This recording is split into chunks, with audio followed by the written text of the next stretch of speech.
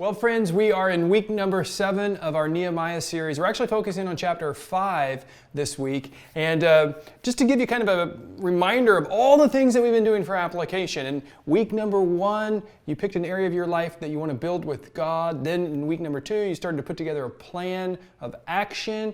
Then in week number 3, you were putting together kind of a vision or a big why for that area of your life. Week number 4, you started to put together a team of people that you can, do life with, who will support you throughout the journey. As we got into weeks 5 and 6, we were talking about how there's opposition and we need to endure through choosing faith as well. We got to just say, I'm going to work and I'm going to keep working and we'll make some progress and it'll be hard, but we'll keep working. And this week, as we get into a little deeper into the story, what we see happening is God actually going deeper with His people. And so we're going beyond mere behavior to go deep into the heart to really start to look at and address the desires, the motives, the intentions of the heart. Now, as you've been going through this series of building your life with God, most likely God's revealing some things to you.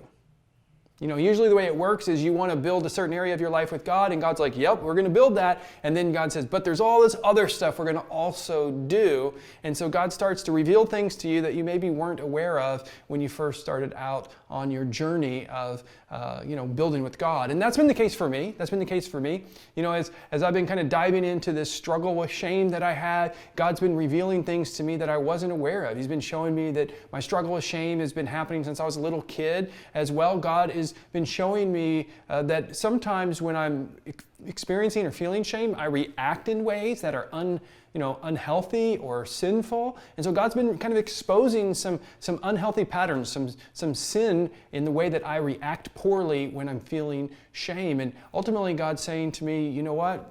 We're going to deal with that stuff. I want you to experience freedom.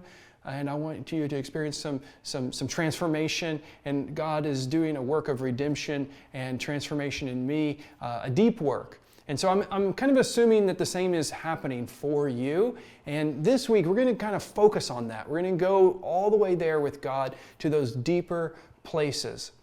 So I want to ask you to take some time in prayer and some time to really evaluate the progress that you're making.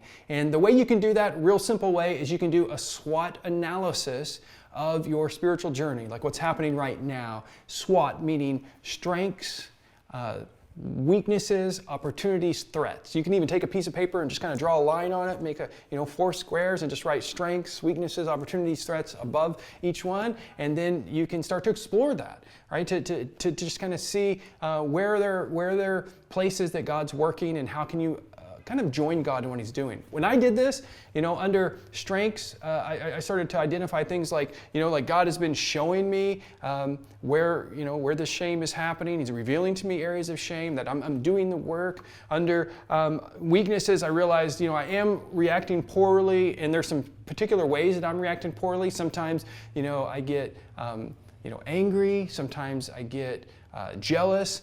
Sometimes there are moments when I get really defensive. And so I got to figure out how to not respond poorly in those moments of feeling shame.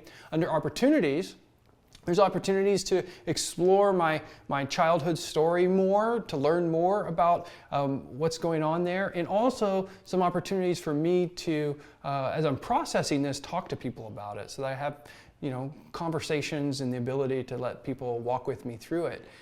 Under threats, God showed me that, I have a tendency to blame shift, which is not an appropriate response.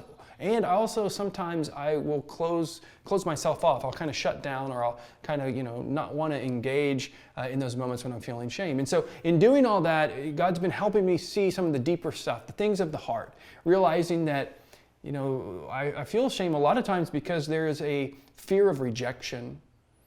But ultimately, what I'm desiring is love and acceptance, right? And so I share that with you because in doing that application homework of doing a SWOT analysis, what's happened is it's helped me be more self-aware, which empowers me to be able to live more authentically with God. And that's what I want for you. I want you to have self-awareness, but ultimately I want you to live authentically with God so that you can experience the deeper things of God. You can experience transformation, not just in your behaviors, but also transformation at a deep heart level so that you can be the person that God wants you to be.